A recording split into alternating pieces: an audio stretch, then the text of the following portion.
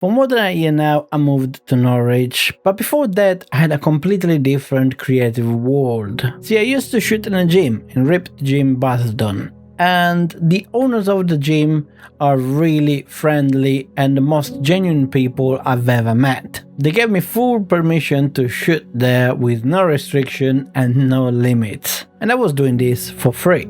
You might ask, why would you do this for free?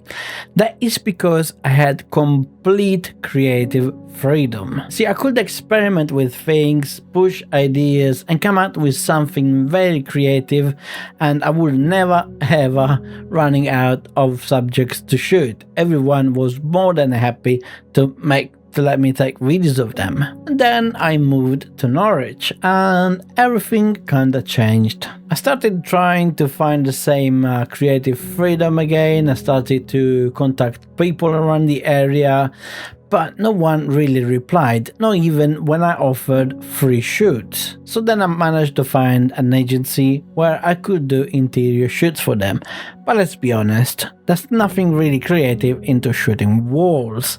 And especially if your photography has to be kinda like the standard style that everyone expects for interior photography. You can't really be creative, you just have to do whatever they tell you to do. So for more than a year now, my camera has been sitting on my desk collecting dust. So one day I had an idea. I had to go back to what made me fall in love with photography. Therefore, I started to watch again videos and especially vlogs of Peter McKinnon. But I'm talking about the old ones, especially on his Pete's Pirate Life channel. See, this is because I really fell in love with the mood consistency, with the product photography he was taking, and especially with his brand. And every single photo, even though it was from different objects and different type of things they were shooting, it always had that beautiful mood that I really loved. So that's when something clicked.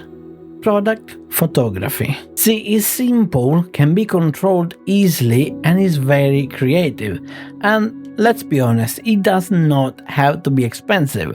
Like for props and things, you can go to a charity shop, to an antique shop, or even what I did with going to the park and collecting some bark from the tree. So I could take some really cool photos by sliding underneath the bark some RGB light, maybe red, and kind of make it feel like there's fire under the product, and that was really beautiful. So I bought a couple of knives, I started to take photos of them, and I genuinely enjoyed it. But there was something missing, something was still not right. See, was missing this beautiful buttery smooth background, that beautiful compression, or even that cinematic feel. So I took the leap and I bought the Samyang 85mm 1.8, and this changed everything. So I started to shoot knives, props, tools, everything I had in the house,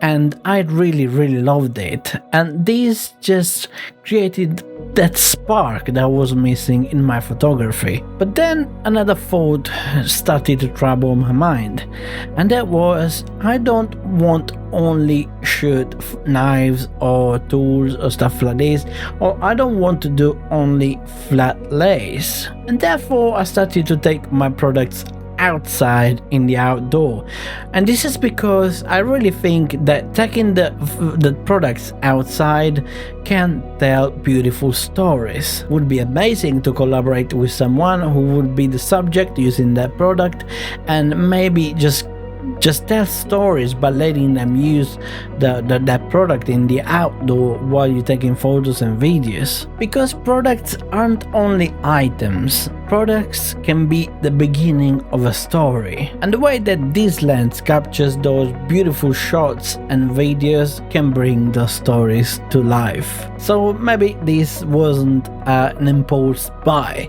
This one was more like the beginning of a chapter on this book called photography. So I really wanted to share this story with you, and how even just one lens can make a difference in your photography, because so many people say the gear doesn't matter, but in many cases At least in my opinion, it does. It can just spark new love, new interest for different kind of photography or videography, whatever you do. And therefore, I really hope that you enjoyed this video, and if you did, please subscribe, leave a like, and I will see you in the next one.